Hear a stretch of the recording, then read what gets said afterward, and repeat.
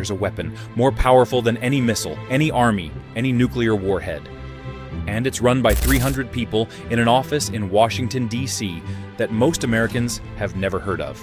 It's called OFAC, the Office of Foreign Assets Control. And in the last 20 years, it has brought entire economies to their knees without firing a single shot. But here's the thing nobody's talking about. The weapon is starting to backfire. And when a weapon this powerful misfires, everyone feels it, including you. To understand why this matters, you need to understand how the machine works. And I'll warn you, it's not what you think. Most people think economic sanctions are simple. Country does something bad. America says, no more trade. End of story. That's cute. That's not how it works at all. Here's the real mechanism. 89% of every financial transaction on the planet, every wire transfer, every trade payment, every dollar moving between any two countries, passes through the United States. Not because those countries love America, because the entire global banking infrastructure was built around the dollar after World War II, and nobody ever built a serious alternative. Think of it like this. Every country has its own roads, but the moment you need to move money across borders, you have to get on America's highway. And Washington controls the toll booths. Miss a payment, you're off the highway. Permanently. That's not a metaphor. In 2014, the US fined a French bank operating in France, following French law, $8.9 billion. That's the power of controlling the plumbing. So what does America do with this power? It uses it a lot. The SDN list, the master list of entities banned from the global financial system, now has over 70,000 entries. Countries, companies, banks, ships, individuals, all cut off by the decision of a single government. Iran, Russia, Venezuela, North Korea, Cuba. The list keeps growing, and here's where the story gets interesting. Every time you sanction a country, you don't just punish that country. You teach every other country watching that this could happen to them. You advertise the need for an alternative. Russia watched what happened to Iran. Then, Russia got sanctioned in 2022 and $300 billion in Russian central bank reserves. Money Russia thought it owned was frozen overnight. $300 billion. Gone. Overnight. Not seized in a war. Frozen by an executive order. Every finance minister on earth saw that. Every central bank governor asked the same question. If it happened to Russia, could it happen to us?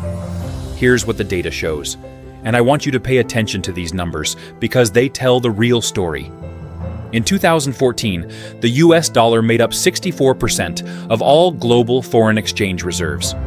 Today, that number is 56.77%. Still dominant, but falling. Steadily, year after year, central banks are buying gold at record rates.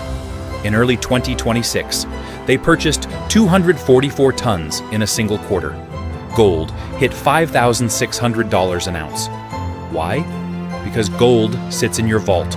Nobody can sanction it. Nobody can freeze it.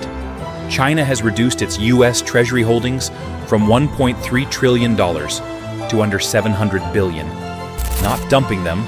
That would crash their own portfolio. Just quietly. Not buying more. It's like slowly moving your savings out of a bank you don't fully trust anymore. Politely. Quietly. Until one day you just don't have much left there. And then there's the infrastructure being built to replace the dollar system entirely.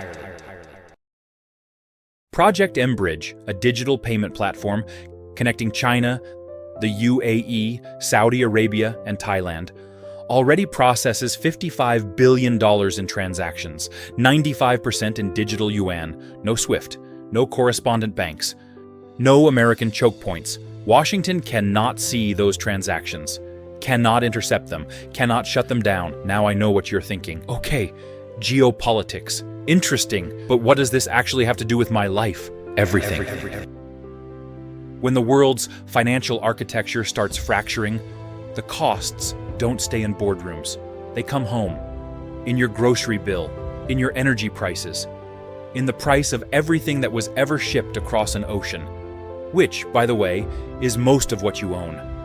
The companies that make your electronics, your clothes, your car parts, they're now building duplicate supply chains, one that works within the US system, one that works within the Chinese system. That redundancy has a cost. Economists call it geopolitical risk premium. I call it the hidden tax you pay for living in a world that's splitting in two. Here's the historical pattern that nobody in Washington wants to admit. Every empire that dominated through financial control, Rome, Britain, the Dutch, lost that control the same way, not through military defeat, through overuse of the tool. Apply sanctions too broadly, and you build the coalition that constructs the alternative. Weaponize the currency, and you accelerate de-dollarization. Control the choke points, and you motivate the construction of new routes. The United States has the most powerful financial weapon in history. And every time it fires that weapon, it teaches the rest of the world how to build a bunker. That's not the end of American power, but it is the beginning of the end of American financial monopoly. And the question you should be asking is, in a world with two financial systems, two sets of rules, two roads, which one are you on? And did you get to choose? Let me know in the comments what you think.